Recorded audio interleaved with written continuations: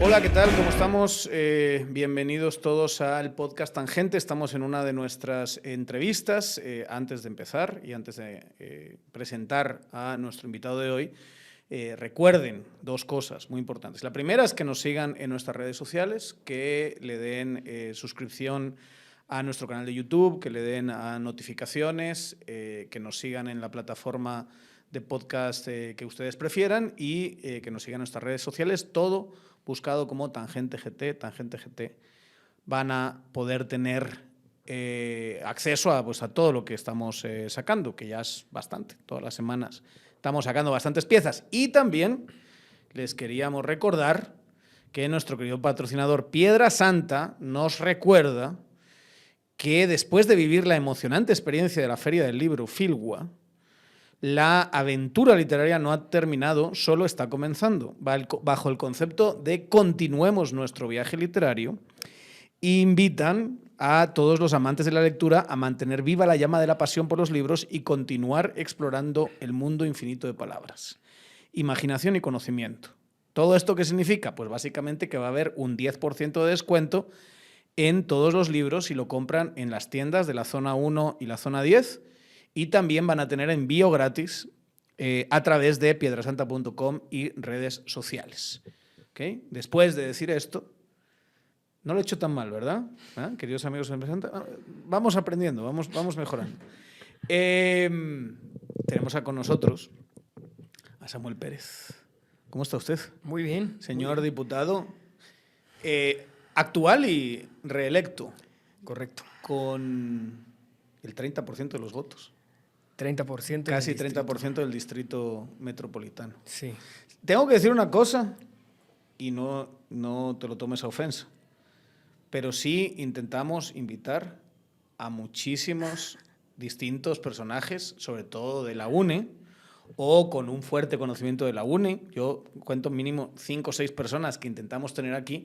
Lo digo porque después me dicen que me pagan no sé quién y que soy un chairo y que apoyando a Semilla y toda esta cosa, pero realmente invitamos a Semilla porque son los que vienen con nosotros, los demás no vienen, ¿verdad? Dicho eso, es un gusto tenerte. Qué gustazo estar aquí, como siempre, qué gusto. Como siempre, ya es tu segunda vez, ¿eh? Eres medio consentido, hay que decirlo. Creo que es el primero que tenemos 2 veces, ¿o no? Creo que sí, creo que por ahí. Bueno, pues qué honor. ¿Cómo estás? Bien, un poco... ¿Cansado? Un poco cansado, pero bien, la verdad es que... Pero ya estás patojo, hombre, ¿qué es eso de cansado? Cansado Mira, cuando tengas hijos de 2 años, eso sí es cansado. No, pero ha sido ruda la campaña, sí, porque sí es larguísima. Es larguísima y todavía nos queda el proceso de transición y lo que pasa es que ahorita nos tocó experimentar... Mira, el proceso de transición, tú ya estás... Estoy muy esperanzado, sí, sobre todo. Ya estás asumiendo que viene el éxito. Yo estoy esperanzado, estoy más que todo confiado en el trabajo que hemos hecho, sobre todo, y de la respuesta de la gente. Y yo creo que va a ser una victoria muy bonita para el pueblo de Guatemala. Pero más allá de eso, ha sido una campaña larguísima y además ni siquiera ha sido campaña normal porque ataques todos los días. Bueno, y alargada 2 meses que no se lo esperaban, ¿verdad? Que además 2 meses... Las vacaciones, seguro que estos tenían vacaciones el 27 y demás. Varios y todo el mundo cancelando las ofertas así de 2x1 para Cancún y cosas así. Algunos tenían ya ofertas de vacaciones, sí. Pero bueno, también preparados para la segunda y ahorita pues con todo. Sí, y sí ha sido una campaña rara, ¿verdad? Pues ¿Cómo has sentido la diferencia de la campaña 2019, que fue tu primera campaña, a esta segunda? ¿Cómo fue? Bueno, la primera en realidad, pues había algunos apoyos, el partido era bastante desconocido y era más fácil la desinformación que hiciera sentido porque no habíamos tenido 4 años de marcar posturas sobre lo que realmente éramos. Ahorita pues repiten otra vez las campañas de desinformación, pero es muy difícil hacer creer algo a la gente cuando nosotros ya hemos dicho repetidas veces y con mucho volumen lo que sí somos, ¿verdad? Que en qué creemos y que no hemos presentado en el Congreso porque no es nuestra agenda, ¿verdad? Entonces, eso por un lado, pero por otro lado, el apoyo ha sido mucho mayor. La verdad es que es muy complicado ahorita ir a algún lugar y no recibir apoyos explícitos de la gente y eso la verdad es que nos llena de mucho entusiasmo, pero también de mucha responsabilidad. ¿Y pasaba en la primera vuelta también? Pasaba mucho menos. Bueno, no, en la primera vuelta de esta campaña. De esta campaña me refiero. Sí pasaba. Pero no te lo esperabas tampoco lo que pasó. No me digas que tú eres de los que... Porque aquí ha estado Juan Gerardo, diciendo que él estaba convencido. Y varios han, digamos, apoyado la idea de que él sí era de los que decía vas a pasar a segunda vuelta. Tú no eras de esos. No, de hecho es que lo que pasa es que el resultado, uno puede pensar que va a tener un resultado favorable, pero no un resultado histórico. Sí. Que fue haber ganado 7 diputaciones de 11 en este distrito, por ejemplo. Es que eso no lo teníamos contado, ¿verdad? La verdad, eso no lo esperábamos. Y muchos hablaban de que, sobre todo cuando estaba Aldo en la papeleta, Aldo y Cristian Álvarez iban a superarte. Se hablaba de que ibas a ser tercera fuerza y de 1 o 2 diputados aquí. Sí, de hecho cuando veíamos mediciones lo que hacíamos era intensificar la campaña porque sí veíamos, pues lo que entendíamos de los datos era que no íbamos punteando y eso nos obligaba a salir más temprano y con más intensidad a hacer campaña y tratando de ser muy creativos, sobre todo en la parte del equipo de comunicación, que yo creo que encontró una forma de comunicar, pero pocas veces vista, que nos permitió tener una ¿Y cuál es esa forma de comunicar? Yo creo que es tratar de salir de esquemas tradicionales, entender el lenguaje de las distintas redes sociales, que a veces una persona viene, tuitea y repite el tuit en Facebook y lo mismo en TikTok y no es así, ¿verdad? Hay que entender el lenguaje de cada red y eso, pues yo creo que políticos más tradicionales pues no lo entienden así tan orgánico, ¿verdad? Porque pues son empresas que se dedican a eso y tienen un mismo esquema que lo montan en diferentes países y listo. Aquí no, aquí tiene su identidad. Te quiero preguntar un poquito sobre la campaña, pero también me gustaría hablar un tanto del origen, ¿no? de tu carrera política y demás. Además que mismo semilla podemos decir que nace de 2015, de las manifestaciones. ¿Dirías que es ahí? Sí. ¿O ya había conversaciones previas de un grupo de intelectuales que se juntaban? Porque los intelectuales que son como el germen, la semilla de la semilla, vamos a decirlo así, sí tenían un poquito más de trayectoria de hablarse, de reunirse, de platicar antes de lo que pasó en 2015, ¿no? Sí, en el 2014, de hecho, cuando estaba la crisis más fuerte del gobierno patriota, ahí estaba este grupo de intelectuales. Y después de eso, ya en el 2015, cuando a mí me invitan a formar parte de este grupo de reflexión, sobre todo, empezaron ¿Quién estaba ahí? Cuando te invitan, ¿quién entras? ¿Y tú qué edad tienes en 2015? Tenía 23 años. Entra el Patojo y está quien sentado en la mesa. Estaba Edelberto Torres, por ejemplo, estaba Bernardo, estaba Ricardo Sáenz de Tejada, Elena Díez, Anabela Giraca, Juan Alberto, estaba Carlos Mendoza y otra gente así, que yo los conocía por libros de texto. Todos, básicamente. O sea, el más joven, Carlos Mendoza, que no es ningún jovenzuelo. Sí, ¿no? O sea, te duplicaban. El que más te duplicaba la edad, el que menos. Ajá, correcto. Y los demás triplicaban la edad. ¿Cómo encaras un grupo así? Fue complicadísimo. Para mí, yo estaba muy nervioso porque encima de todo, y mi única experiencia había sido ganar la presidencia de la Asociación de Estudiantes. En la Landívar. En la Landívar. Y ahí es donde digamos, tú dirías que empiezas a destacar. De alguna manera. Por lo menos empiezo a entender que puede haber una ruta por ahí en la que yo pueda participar políticamente y donde de repente puedo tener algunas capacidades para eso. Y después de eso, en el 2015, el movimiento estudiantil Andivarianos y la CEU, que era la coordinadora de varias universidades. Y por eso es que me invitan después a un foro para hablar sobre el presupuesto. A mí me delega el grupo estudiantil. Y después de ese foro me invitan a formar parte de este grupo Semilla. Lo interesante fue que se empiezan a formar dos, digamos, no sé si facción es la palabra, pero dos corrientes dentro de este grupo. Una que creíamos que había que armar un partido político y disputar el poder, y otra que creían que había que hacer una organización social de reflexión y hacer posicionamientos nada más. En la del partido estaba yo y en la del grupo de reflexión estaba Bernardo. Y ahora, pues, mira lo de candidato presidencial, ¿va? Sí. ¿Se arrepintió? se arrepintió. ¿En qué momento cambiaste a alguien como Bernardo de esa perspectiva? Porque te voy a decir, la perspectiva está muy bien, pero qué comodidad, ¿verdad? Totalmente. Aquí estamos, vamos a sacar un comunicado. Pues sí, nos parece muy mal A, B, C, D, E, F, G. Toma. De hecho, Bernardo nunca tuvo un rol de conducción fuerte en los primeros momentos del partido, pero sí en la parte del consejo político. Entonces, porque él viajaba mucho por su trabajo. Entonces, él daba ciertas orientaciones, pero quienes estábamos aquí en la parte de construcción éramos otro grupo. Y bueno, ese era el rol que él decidió jugar hasta que finalmente, en el momento de definición de candidaturas, volteamos a ver a Bernardo como un referente importante y bueno, él asumió la segunda casilla en el listado nacional la vez pasada y a partir de eso ya, pues ni modo, cambió su decisión, fue jefe de bloque de la bancada un par de años y ahorita pues ya candidato presidencial. Todo esas ganas de meterte en política, ¿de dónde vienen? ¿Cuándo empezaron? Porque no empezaron cuando fuiste presidente de la Asociación de Estudiantes. Fue antes, sí. ¿Y de dónde viene? Tal vez dos cosas. Una, yo estudiaba, yo soy becado de la Landívar y estudiaba ingeniería y trabajé con un ingeniero y no me gustó ese área de trabajo. Es que vaya gente obtusa que son los ingenieros. Bueno, abogados.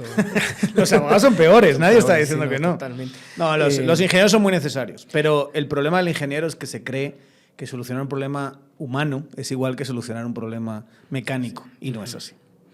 Pues al final yo trabajé un poco en ese campo y no me gustó. Yo iba en limpio en la carrera, pero tenía el tiempo limitado porque tenía que sacarlo en el tiempo que duraba la beca. Y tuve una clase en la Landívar que mucha gente hace de menos, que era sobre realidad nacional, pero la persona que daba esa clase era muy apasionada.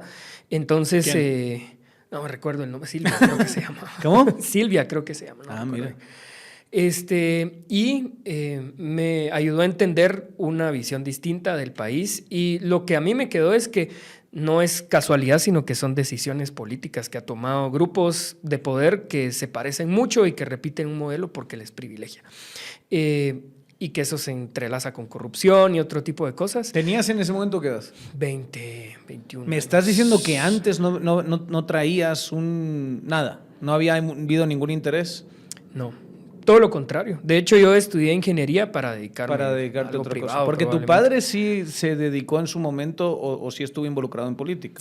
Mi papá estuvo involucrado en política, pero... ¿No fue influencia eso para ti? No, para nada. De hecho, yo no vivo con mi papá desde que tengo 3 años, entonces no... Pues él tiene posiciones políticas y escribe en medios, etcétera, pero no fue por eso que... No tienes que vivir con él, solo con haber tenido ese referente a lo mejor eso te llamaba la atención o lo que sea, pero no es el caso. No es el caso. ¿Cuál es la segunda cosa? La segunda cosa, después de eso hicimos un viaje con unos amigos de mochileros por el país y el objetivo era tratar de encontrar era muy ingenuo, ¿verdad? Muy ingenuo el objetivo, ¿verdad? Pero en tratar de entender más allá de lo que vive una persona, digamos, urbana en la capital con cualquier tipo de privilegios, cómo vive el resto del país con $2 al día. Y era bien fuerte, ¿verdad? Entonces eso pega muy duro y también recordar que son decisiones políticas. ¿Cómo hicieron? O sea, me refiero, van a hacer este tour que sí es un poco, digamos, idealista en el sentido de que ¿qué haces? ¿Te metes en medio de la pobreza a vivirla? No era en realidad un viaje de turismo para pobreza, era simplemente conocer un poco más allá de la Pero a eso me refiero, ¿cómo se metían en comunidades? Sí, agarrábamos una extraurbana y nos íbamos a donde nos dejara y ahí de jalón nos llevaba algún pick-up por allá y más que todo era observación, no era... ¿Y así cuántos días duró, cuánto tiempo duró? No recuerdo, algún mes tal vez. Así sumando, no recuerdo. Pero, digamos, más allá de lo que... Tienes una experiencia donde ves un poco más del país. Sí, eso fue tal vez una experiencia importante en donde pues hay un contacto directo y no simplemente en datos, ¿verdad? De lo que implica vivir en Guatemala más allá de tener privilegios en la ciudad capital. Y luego, después de eso, recordar de nuevo que son decisiones políticas, ¿verdad? Que no es casualidad, ni el país ni la gente está condenada a vivir así para siempre, sino que se puede cambiar tomando decisiones políticas. En buena parte puede haber una incidencia fuerte. Sí, porque hay algo en el Chapín a veces, y esto, digamos, los que llevamos tiempo en este país, pero somos de fuera, nos damos, creo yo, más cuenta que los que están adentro, que tienes a muchos chapines casi hablándote de que el país es así y no hay solución. Y que estás casi condenado a una especie de 100 años de soledad, pues 200 de expolio o más si quieres echarle la culpa a los españoles, que podemos echarle la culpa a los españoles si quieres de lo que pasa en el país. O sea, estoy dispuesto a tener esa conversación contigo si quieres.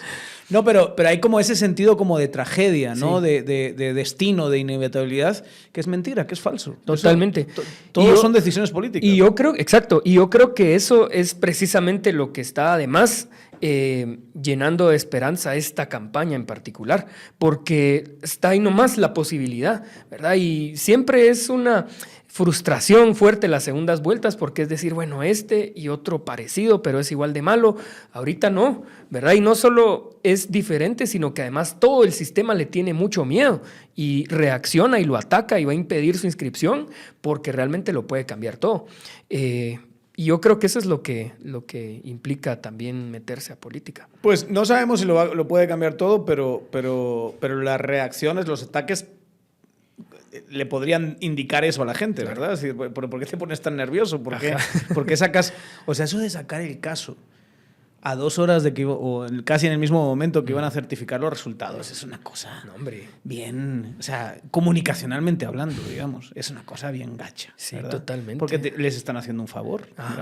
En buena parte nos están haciendo campaña. Entonces todo eso te llevó a cambiar de ingeniería a economía. A economía. Porque sientes que el problema es económico. Yo siento que el problema es Cuando yo hablas de las decisiones, es decisiones de cómo se estructuró la economía. Sí, correcto. Porque explícanos un poquito más eso. Yo creo que se desvincula en buena parte, y eso es, digamos, en la historia de la ciencia en general, se desvincula la economía de la parte política, ¿verdad? Y se ve como una ciencia de administración nada más, de recursos, y no es así. La verdad es que todo tiene que ver con relaciones de poder, y sobre todo la economía en Guatemala, que es fundamentalmente relaciones de poder y cómo grupos llegan a incidir en la construcción del tipo de Estado que tenemos, la sociedad que tenemos, los indicadores sociales, desigualdad y todo este tipo de cosas.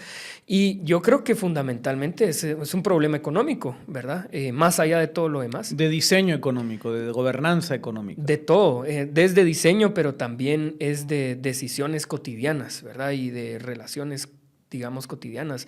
Y yo creo que eso se tiene que cambiar para poder hablar de todo lo demás. Porque hay una parte que sí tiene que ver con corrupción, ¿verdad? Y tiene que ver con cómo grupos, digamos, de poder corrupto, criminales, llegan ahí a tomar decisiones políticas. Pero de ahí, eliminando la corrupción, vamos a seguir teniendo pobreza y desigualdad, porque el diseño del Estado y de la economía en Guatemala está mal, está donde ganan unos poquitos y el resto pierde. Aunque uno podría argumentar que hay ese diseño económico histórico, que creo que es a lo que te refieres, viene también de un sistema, si no quieres llamarlo corrupción, sí un sistema de privilegios. ¿Verdad? También. O sea, a mí me sorprendió mucho leer a Woodward, que te lo habrás leído, esta obra del Consulado del Comercio, donde básicamente lo que te dice, digamos, es que después de la para no echarnos la culpa a nosotros los españoles solo, ¿verdad? Después de la colonia, que tenía obviamente una economía colonial de privilegios, básicamente la institución de economía colonial dura 100 años más, ¿verdad? O sea, dura 60, 70 años más. Y la política económica la seguían marcando personas privadas que querían defender de privilegios. Y en ese libro se explica genial. Y luego, claro, cambiar eso...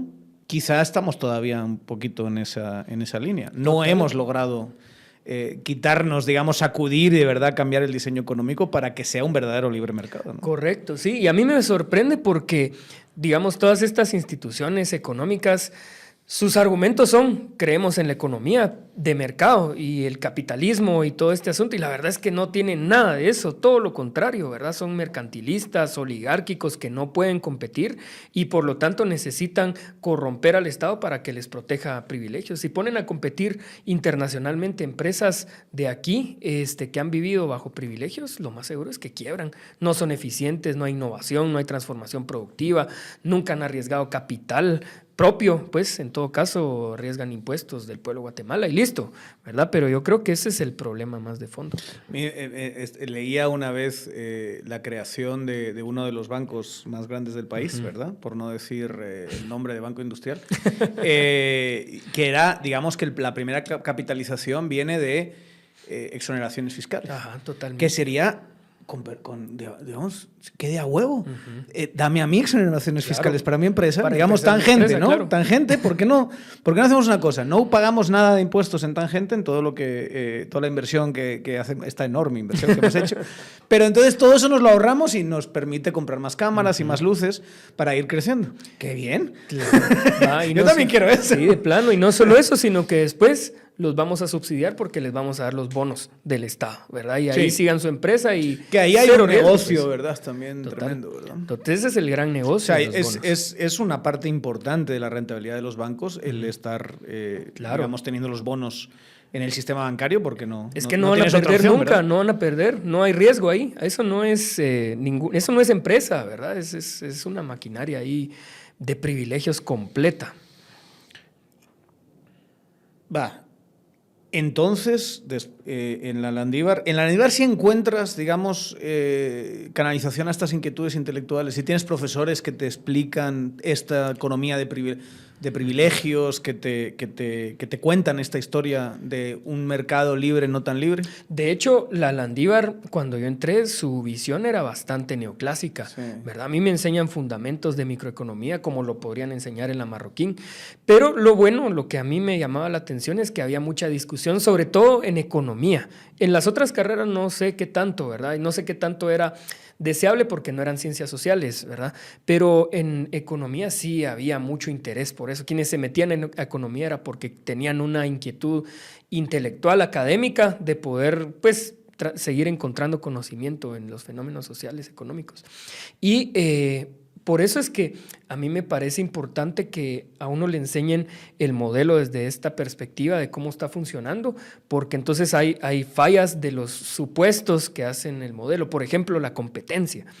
No es economía liberal si no hay competencia, nunca, ¿verdad? Y entonces uno puede entender por qué este tipo de cosas no funcionan en Guatemala y por qué también hay tanta oposición política a cosas como una ley de competencia. Y luego, digamos, yo creo que también hay que hacer un esfuerzo de intentar romper un poquito cierto discurso bastante mediocre. Ya cuando te metes... A mí me sorprendió mucho entenderlo, digamos, en los últimos años, y es la idea de que Guatemala tiene una economía muy poco productiva.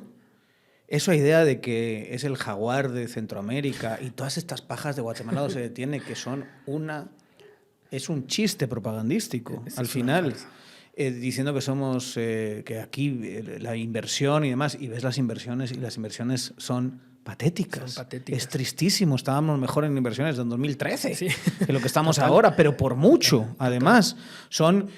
mientras tienes trimestres que entran 50, 100 millones de dólares en inversión, están entrando eso casi todos los días de remesas, ¿verdad? Claro. Días, o sea, no... Y te lo venden como que esto, nearshoring y no sé qué shoring, a la madre que nos parió y tal. Y es una especie de paja donde no estamos abordando la verdad de la economía guatemalteca, donde tenemos que abordar si es productiva o no, tenemos que abordar si está y por qué no está trayendo inversiones o no, tenemos que hacer una economía de exportación de bienes de valor agregado, digamos, no tenemos que estar exportando café o azúcar a granel, nada en contra de exportar eso, pero eso no es lo que nos va a sacar de pobres. Todo ese tipo de cosas como que no se hablan así como de estas, hagamos infraestructuras y no sé qué, pero no se está hablando del fondo de verdad de la economía. No, totalmente, yo creo que pues es a propósito también, ¿verdad? La construcción narrativa, que Guatemala tiene una economía fuertísima y que va para adelante y que además es la mejor de la región y todo este asunto, pues la verdad es que no es así. Y le quitas demografía y se te queda muy además, poquito. Sí, porque es pura inercia, ¿verdad? Crece la población. Uno lo compara con España. O ayer estaba hablando con gente de Japón. Son países tan viejos que, claro, ahí crecemos 3% y nos creemos que estamos, porque son, digamos, países muy poco productivos por su estructura demográfica. Sí. Aquí tienes una estructura demográfica súper favorecedora y cuando la descuentas, la economía no está creciendo casi nada. Y esa es la realidad, o sea, no pasa nada con decirlo. Y lo que crece no solo es por demografía, sino que además es pura inercia porque no hay transformación, no hay valor agregado, no hay transición, digamos, del modelo. Y eso tiene un límite. Tiene un límite y además es muy intensiva en mano de obra. Y la mano de obra está migrando. Y eso va a tronar más tarde que temprano, ¿verdad? Por eso sí hay que hacer cambios más estructurales. Hay partes del país que se están quedando vacías. Hay un montón de municipios, nos están diciendo, bueno, lo hemos escuchado, y además de los datos, digamos, uno lo ve cotidianamente, más ahorita en la campaña, municipios que se quedan sin personas, sin jóvenes, para poder incluso atender el negocio familiar, por ejemplo, un comercio, una tienda, una farmacia, lo que sea, ya no porque se fueron, porque aquí no hay futuro, ¿verdad? A mí me hacía una descripción un empresario hace relativamente poco que me pareció devastadora. Y era decir, bueno, vas a ciertos lugares de Guatemala y te encuentras a un chavalín, un tipo, un cerotín, que dirías aquí en Guatemala, así con su motillo y tal, con 16, 17 años, y le vas preguntando, no estudia, no trabaja, y toda su vida la ha estructurado pensando que cumple 18 y se va. Porque allí, si hay una red que le va a recibir, que él va a tener, digamos, va a llegar, va a tener un lugar donde quedarse, va a tener seguramente al día siguiente o 2 días después, va a tener ya un trabajo, va a empezar a ganar. O sea, tu vida ya está pensada afuera. Correcto. Eso destruye un país, lo despedaza, ¿no? Que la gente joven esté y solo que estaba ahí con su palillo y su motillo esperando a que pasase el tiempo hasta que a cumplir el verdadero objetivo de su vida y cómo la tenía estructurada, que era irse a Manhattan, a Wisconsin o donde sea que esté haciendo. Pero ese es el drama individual, digamos, familiar, pero el drama colectivo es que el modelo es insostenible sin gente, porque no hay transición, no es que estemos ahorita utilizando más intensidad en el modelo en maquinaria, ¿verdad? No está pasando eso, es gente que va a la agroindustria y eso es muy intensivo en mano de obra y por eso va a tronar el modelo. Sí, ya se están quejando. Ya se están quejando algunos del agro diciendo, ya cuesta mucho encontrar gente. Claro. Hasta uno muy famosamente, por ahí uno famoso dijo algo así como, no hay que enseñarles a leer y a escribir, que después no quieren cortar café. Las élites, ¿verdad? Sí, no. Hablando de terrible. Eso. ¿Ayudas entonces a crear este partido? Vamos a ser sinceros con la audiencia. Tú y yo nos conocemos de antes, ¿verdad? Sí. Tú fuiste mi alumno. Ajá. En la escuela de gobierno. ¿Y por qué cuento esto? Porque en esa época estabas haciendo el partido. Sí. Cuando fuiste mi alumno. Buena. Y después. Ajá. Y te recuerdo llegando, porque después de ser mi alumno nos quedamos hablando siempre todos estos años, desesperado estabas. Yo me acuerdo de eso. ¿Tú te acuerdas de...? Sí, por supuesto. Me acuerdo un día que tu carro se acababa de estropear. Ajá. Y que no tenías dinero para repararlo, el carrito. Que tu mamá ya te había dicho, mira, ya estoy harto, ponte a trabajar, haz algo, ¿va? Y que estabas de verdad diciendo, yo no puedo más. ¿Qué piensas de esa época ahora que se está cuestionando el origen de Semilla? Bueno, precisamente en lo que tú hiciste, en lo que tú participaste, ¿no? Pues yo creo que es poco creíble lo que están diciendo porque además lo hicimos muy público. Ahí debe estar toda la evidencia y no era una construcción narrativa, era muy orgánica. Lo que hacíamos era salir con el carro y se pinchaba la llanta y eso nos generaba, a mí en lo particular me generaba una crisis del mes completo porque no tenía para pagar una reparación del carro.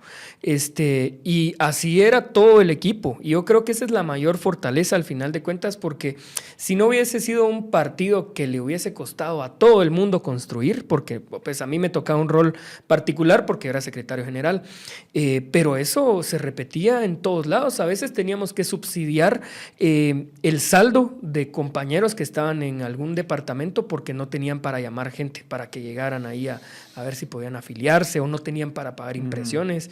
Entonces genera una cuestión, digamos, de identidad, de pertenencia, que lo van a defender porque realmente todo el mundo sabe lo que costó armar el partido y eso lo van a defender para siempre.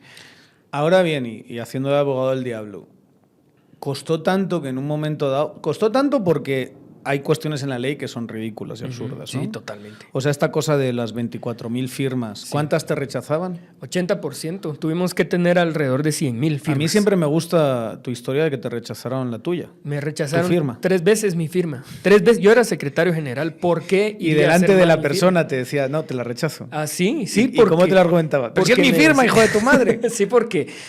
Eso no son expertos grafológicos, obviamente. Entonces, porque yo tenía que ir a ver qué pasaba.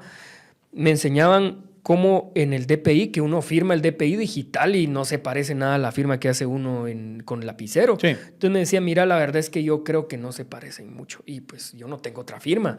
Entonces, según el criterio de quien estaba ahí, la firma no se parecía a la del DPI. Ese era el caso conmigo. O sea, el estándar es la que haces en el DPI. Exacto, que está mal hecha. Que está mal hecha porque no es en papel, digamos, Ajá, no la que exacto. estás acostumbrado a hacer. Ajá, Y ese es el estándar con el que te comparan, no con la firma que haces en papel. Va, y ese es uno de los problemas, pero de ahí nos decían cosas, por ejemplo, traten de no adherir mujeres casadas, porque hay un problema así de fondo que el registro de ciudadanos del Tribunal Supremo Electoral es diferente al Registro Nacional de las Personas, del RENAP.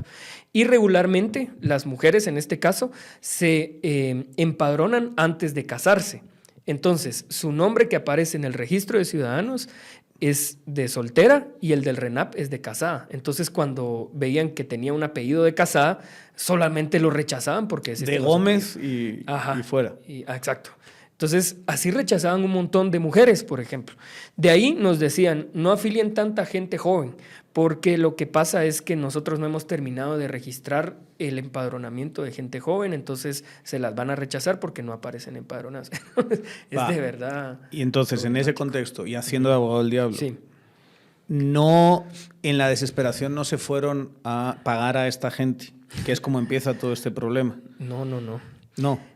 Lo que hicimos fue generar un set de incentivos. No pagar 7 quetzales, no estoy diciendo curruchichi, estoy diciendo pagar a los chicos que se fueron a recoger firmas. Porque sí ha habido, esa discusión ya hemos tenido, ¿no? Sí. Que sí ha habido un grupo de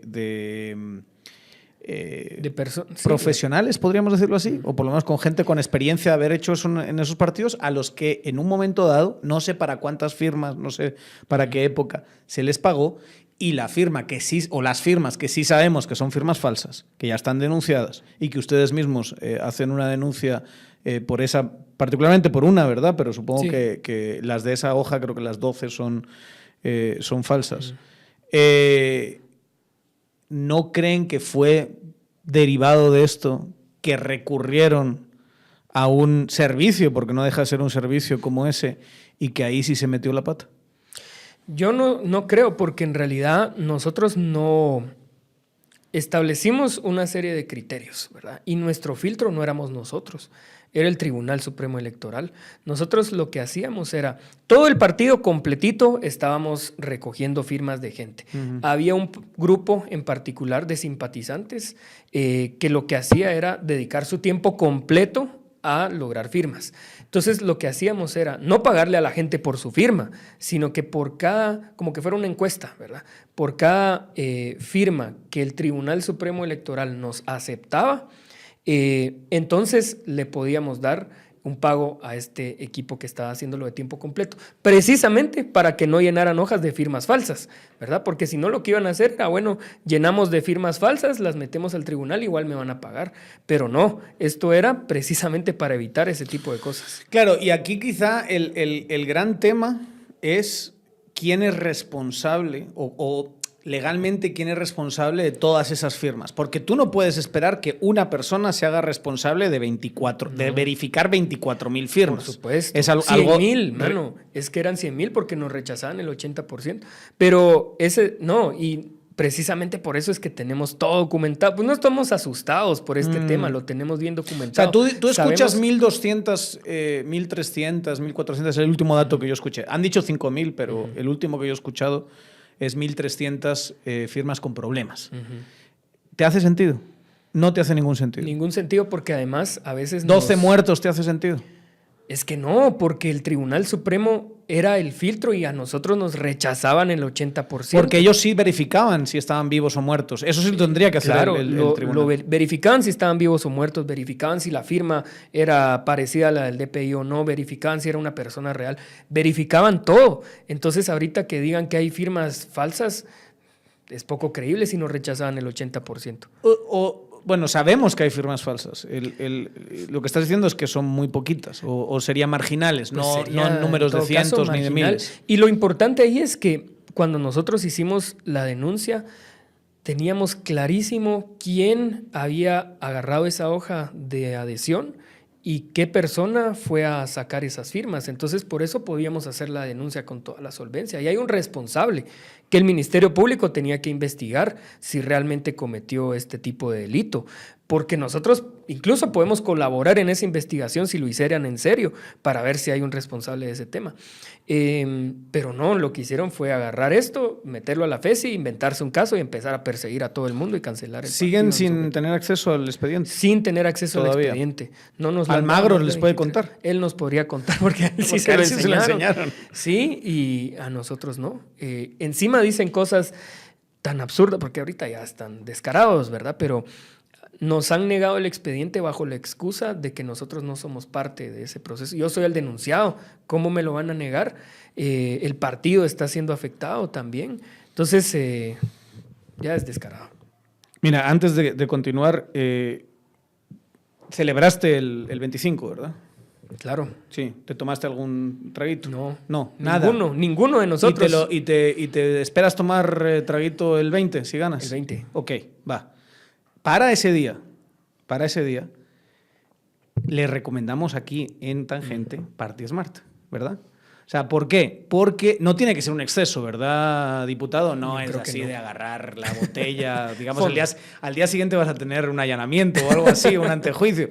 Entonces, mejor estar... Pero te vas a tomar tus 3 vinitos, media hora antes de empezar a beber, te tomas tu Party Smart, que la puedes encontrar en cualquier supermercado, Super 24, farmacias y de todo, y al día siguiente vas a amanecer nítido, ¿no? Entonces yo creo que esa es una muy buena recomendación de cara a que estás muy confiado de que el 20 van a ganar. Estoy esperanzado más que confiado, pero voy a ir por Party Smart. ¿Y de dónde viene? Exacto.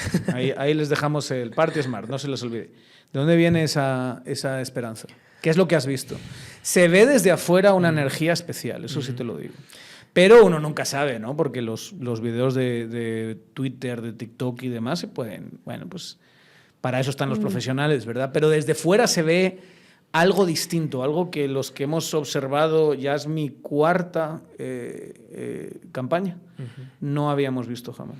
Es que yo creo que uno lo puede ver no en nuestros videos, sino que en los que hace el resto de gente. Las personas que van a los mitines y uno los encuentra ahí en el algoritmo de TikTok. Y ahí aparecen, ¿verdad? Aquí estoy haciendo mi manta porque hoy viene semilla aquí a mi pueblito, por ejemplo. Y uno voltea a ver los mitines de semilla y son mensajes orgánicos en realidad. Yo nunca lo había visto. Yo veía, por ejemplo, y además siempre lo veía así con... estos mentirosos, farsantes. Por ejemplo, Suri Ríos haciendo un mitin político y supuestamente llenaba un auditorio. Bueno, ¿qué líder social es Suri Ríos? ¿Quién quiere verla? Bueno, ¿viste lo que sacó? Era Claudia Méndez. Hizo una crónica del evento en Zacatepeques el domingo. ¿No viste ese no lo he visto. hilo? No. Parece que era un evento a las 10 Ajá. y cuando de la UNE, entonces eran como 6 pelones. Bueno, entonces empieza el alcalde, que es de Vamos, ¿verdad? Empieza a ver cómo agarra gente, bolsas de comida, sale un muy gracioso animador que da dinero en efectivo en premios, después sale diciendo, el animador sale diciendo, eso es porque Tata Dios para agradecer. Y unas... o sea, es impresionante cómo los descarados siempre sacan a Dios por algún sitio, ¿verdad? Y luego ya por fin se llena como 5 horas después o algo así. Y ya llega la señora. Pero les costó 5 o 6 horas de maquinaria llenar. Tú estás diciendo que a ustedes no les está pasando. Nosotros convocamos con un día de anticipación y está llenísima la plaza a la que vamos.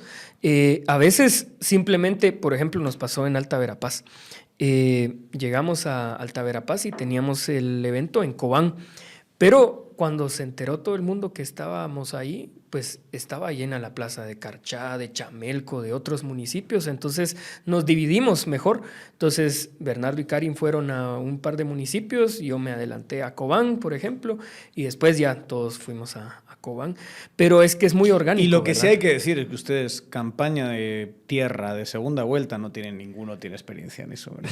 No, o sea, realmente ustedes no tienen experiencia organizativa. Si algo no tiene Semilla es esa clase de capacidad. No, porque nunca pensamos en armar un partido de masa, siempre fue el objetivo armar un partido de cuadros y eventualmente ir creciendo.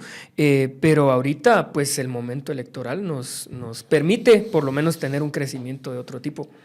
Se refleja lo que sale en las encuestas, en las buenas, no en las que, en unas chafas por ahí que circulan, ¿verdad? Que son muy graciosas, pero sí Gallup, Prodatos la próxima semana, creo que sí Gallup también va a sacar otra.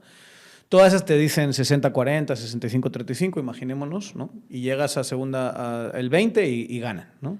¿No te da un poco de miedo precisamente que el éxito llegó demasiado pronto? O sea, lidiar con lo que implica el gobierno. Olvídate conseguir las personas para los ministerios, conseguir los cuadros, es ejecutar el presupuesto, es tener además un sistema en contra en gestión.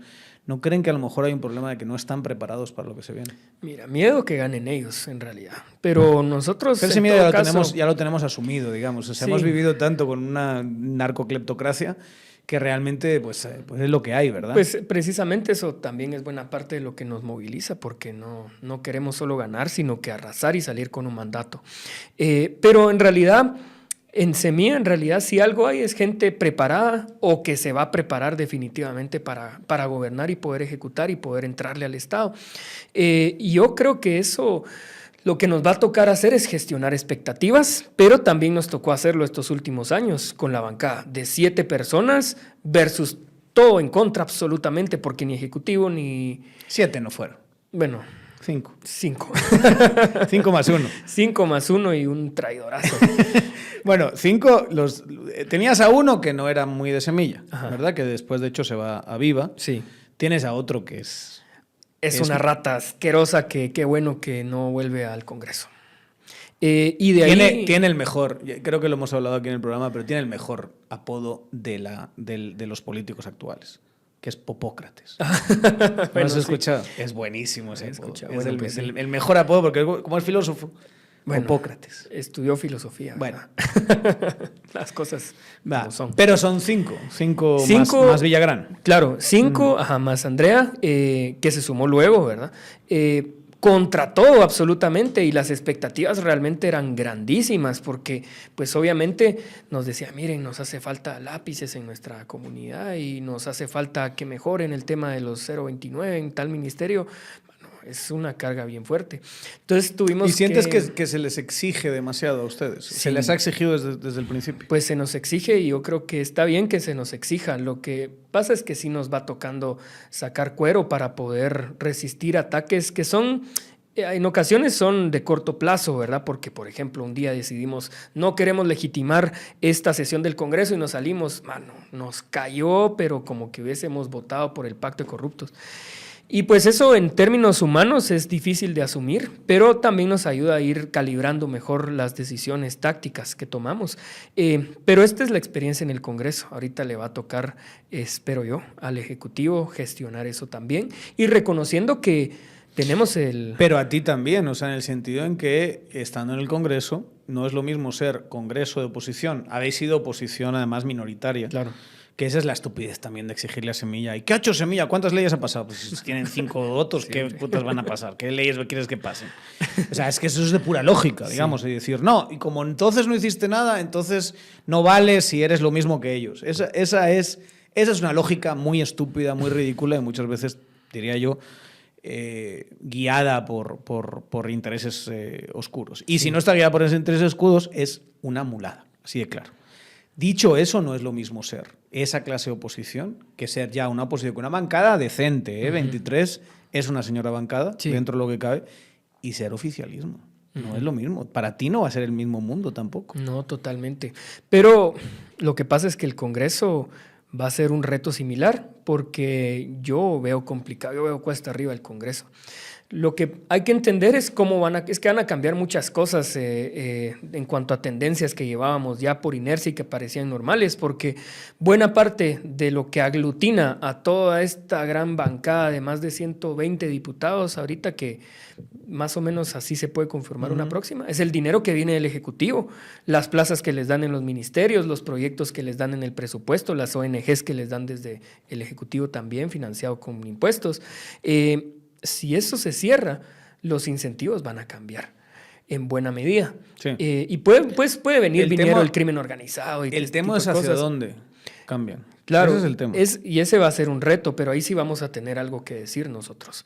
Y yo creo que sí se pueden generar otro set de incentivos que sean en favor de la gente y no en favor de la Y ese es corrupción. el tema. Yo sí espero que gente como tú entiendan que tienen que seducir ahí dentro. De acuerdo. No solo dar palo. Sí. Y decir, estos 120 hijos de la Gran Bretaña, corruptos, hijos de tal, sino que te va a tocar decirles, miren, mucha, lo de antes ya no. Pero esta otra vía. Claro. La otra opción es, bueno, pues nos peleamos, ¿verdad? Y ahí sí te... Pero eso ahogado es poco. Sí, no, pero eso es lo que no queremos llegar a hacer Sí. ahorita, ¿verdad? No, está clarísimo. Está muy claro. El tema es cómo entras a negociar con gente que está acostumbrada a eso. Ese para mí es el equilibrio complicado. Ese es la parte de la operación fina que Sí. yo no te sabría decir ni cómo se puede hacer. Que llegues a alguien y le digas, mira, las cosas funcionaban así, ahora van a funcionar así. Pero tienes que entrar con fuerza, ¿no? Claro. No tienes que entrar, mire, seamos amigos. Con esa panda de narcos, hijos de su madre, que están ahí metidos, no. Sí. Vas a tener que hacer algo en medio muy fino, muy quirúrgico. Y eso es...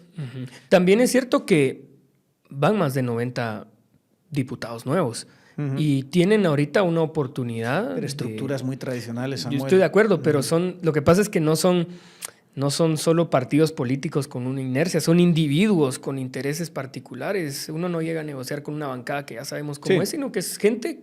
Muchos son empresarios locales, por ejemplo, que de repente llegaban con interés de ir a hacer algún negocio para que le favoreciera a su empresa.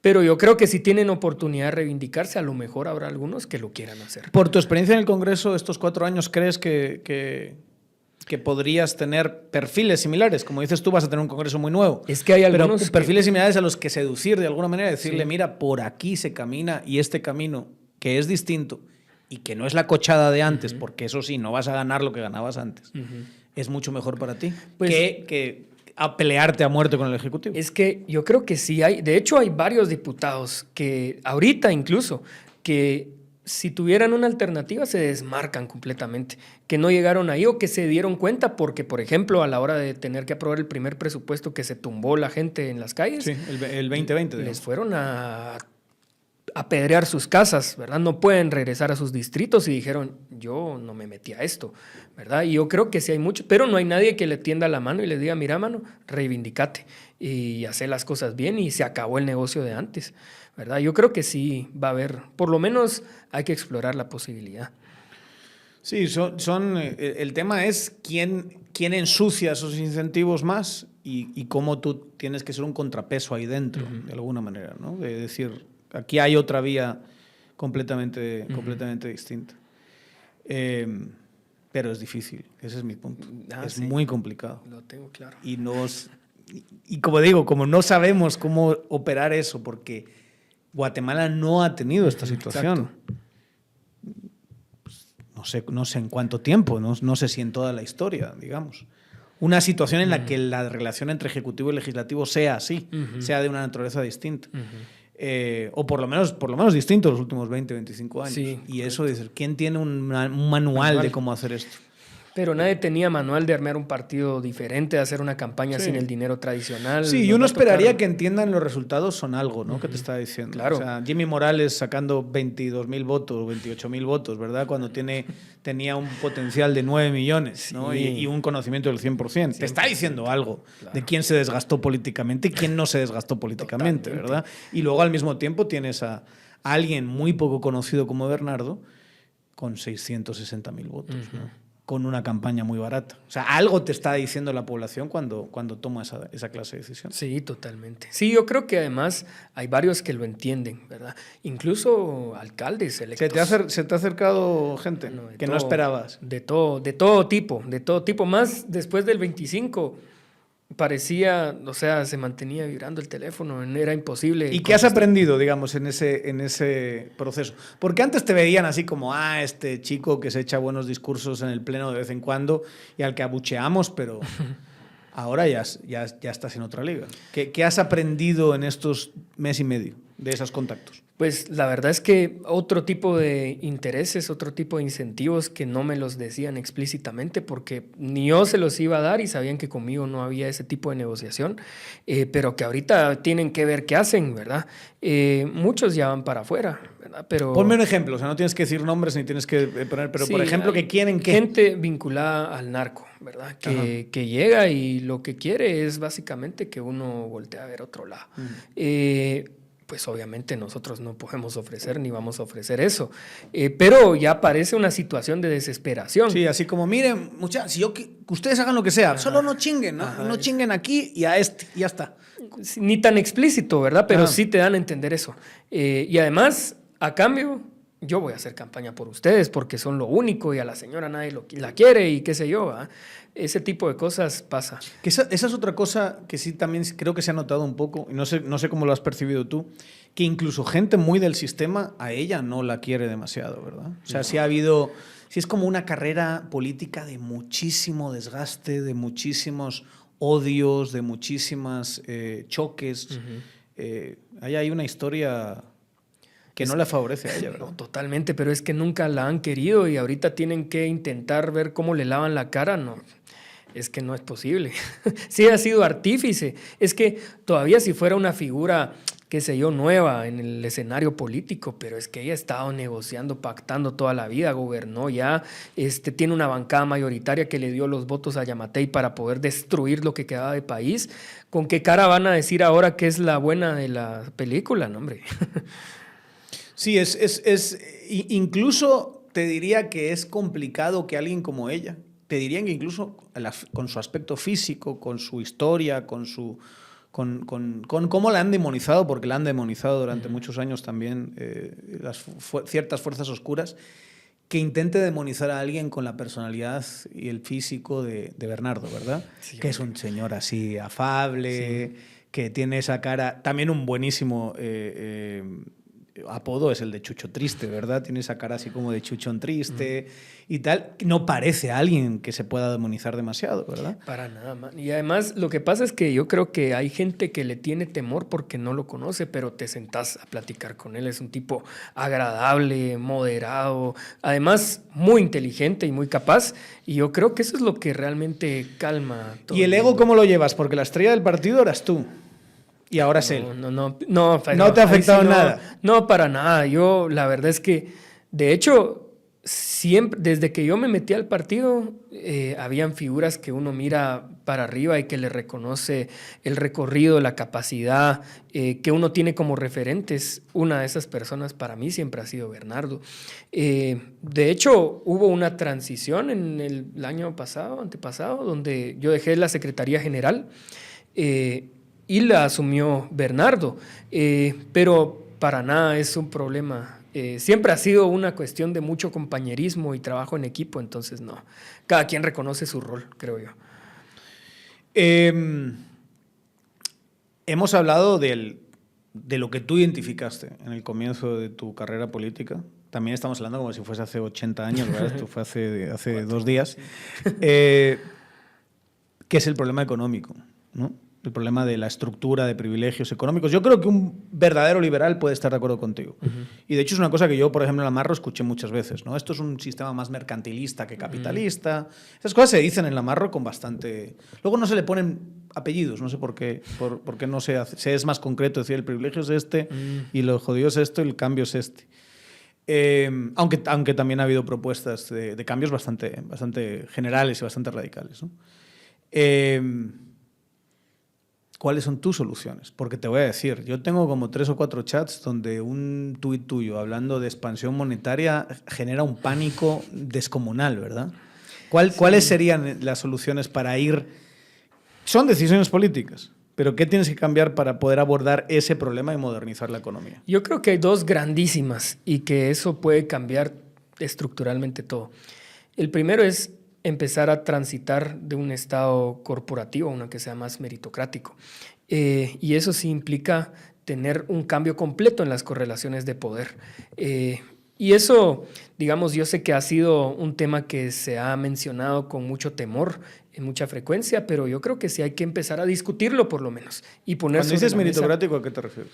Donde Porque tiene varias acepciones esa.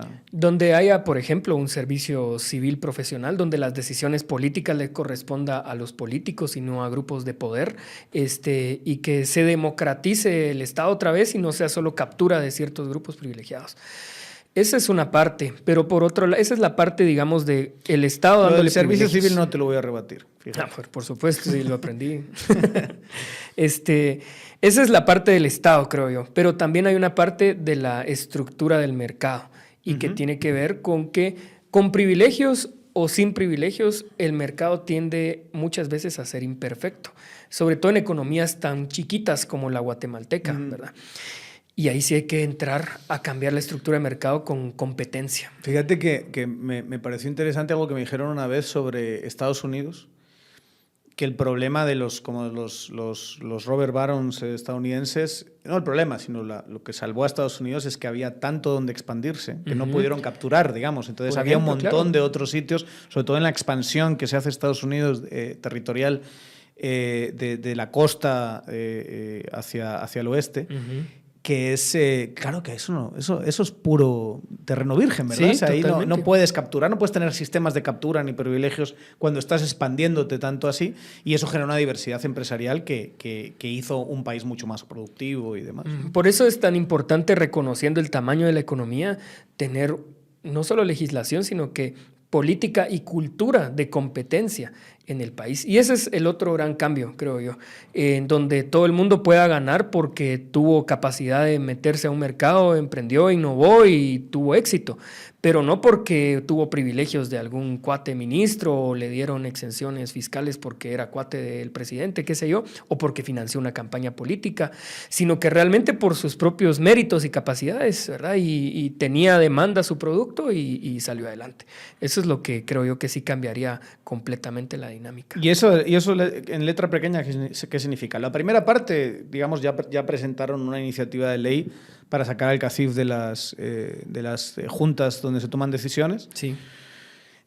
Que no solo hay que sacar al CACIF, ¿verdad? No, o sea, no. si es anticorporativa, es anticorporativa de verdad. Sí, no, es que esa no era una ley para combatir el corporativismo. Primero era para iniciar una discusión y segundo era más que todo por el tema de que pueden sacar de conflicto de interés, sí. ¿verdad? Y aparte hay que trabajar una para corporativismo porque están Han destruido la San Carlos metiéndola en todas partes. La USAC. Han destruido los colegios profesionales metiéndolos en todas partes. El CAN es una vergüenza que no se ha pronunciado en esta crisis institucional legal precisamente porque es un núcleo de poder donde están los mismos que los que están mandando. Sí. Todo eso, si lo sacas de esos sitios, ya empiezan a sanearse un poquito de esas instituciones hasta cierto punto. Por eso yo sí creo que más que el problema del conflicto de interés para cambiar la estructura, sí es el corporativismo, ¿verdad?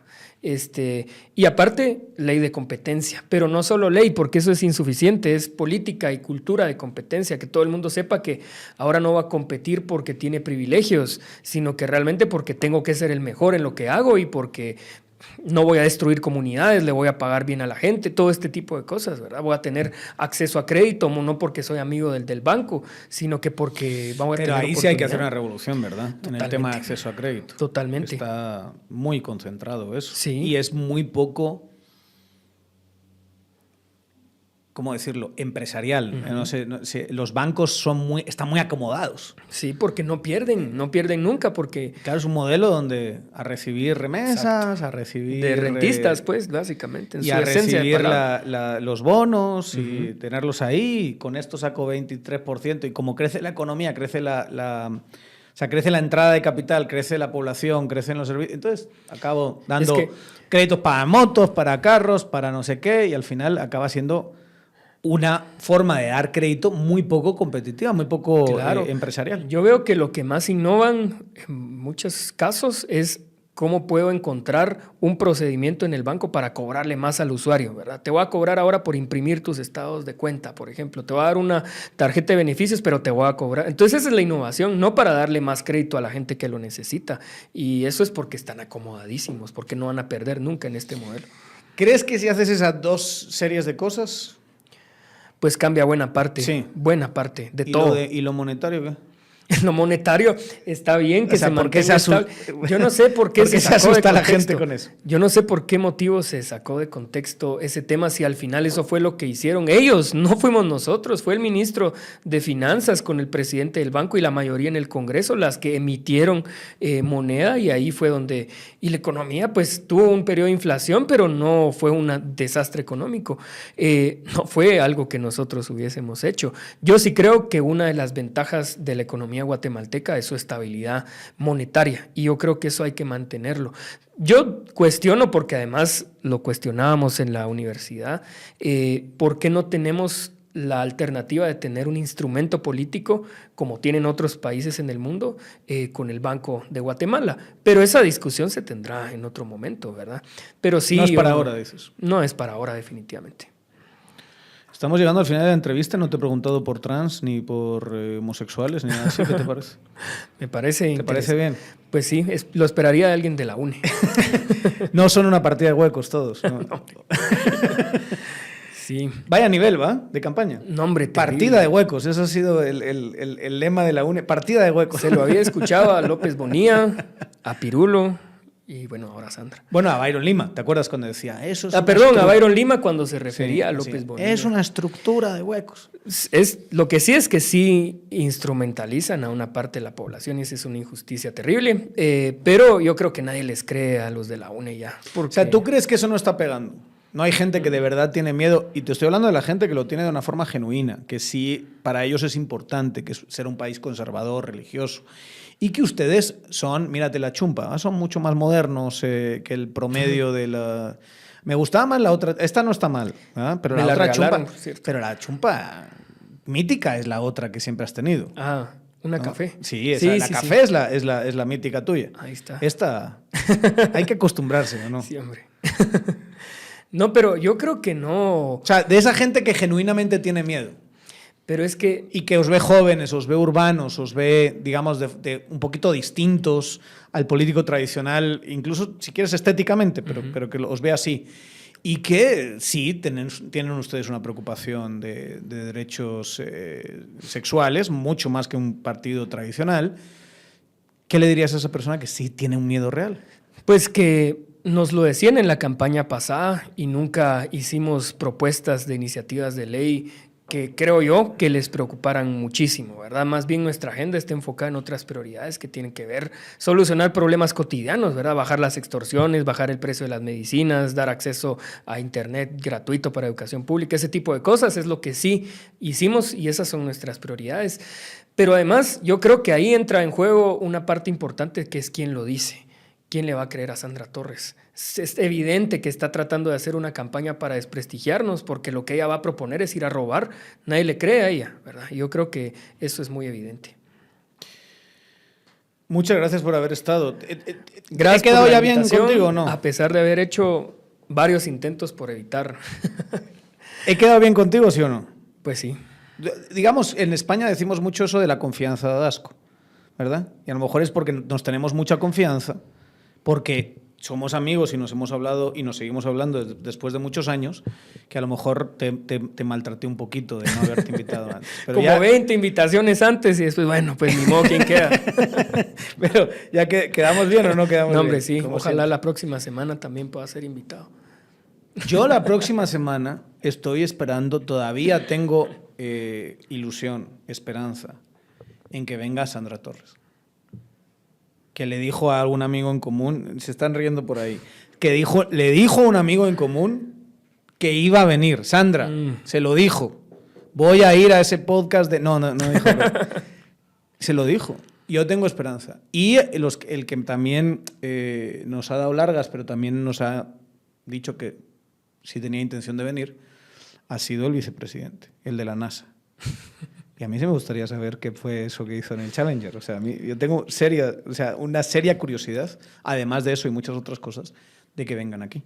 Entonces, yo esperaría que no fueses tú la próxima semana, que fuesen alguno de ellos dos o también candidatos o diputados electos de la UNE y tal, que sí tenemos muchas ganas de que vengan y hablar con ellos. Pero es que no nos hacen ni caso. Está un poco feo. Y si no, Pues Bernardo, yo sé que ya vino, ¿va? Pero sí estamos detrás para que Bernardo venga. Ahí le puedes decir que aquí, pues... Bienvenido. Yo sé que a lo mejor le dije un par de cosas que a lo mejor no le sentaron bien, ¿verdad? En su momento, pero ya pedimos perdón por eso, ¿verdad? Ya hicimos Se reivindicaron. Ya hicimos toda una catarsis sobre ese tema. También estaría bien vi el programa, bueno. Gracias, no, hombre, mi querido, gracias. mi estimado, por haber venido, y muchas gracias a ustedes por haber estado aquí aguantándonos 1 hora y... ¿Cuánto hemos estado, Carlos? 1 hora y 4 minutos o 1 hora... Bueno, está bien, bonita. Yo pensé que me había pasado más.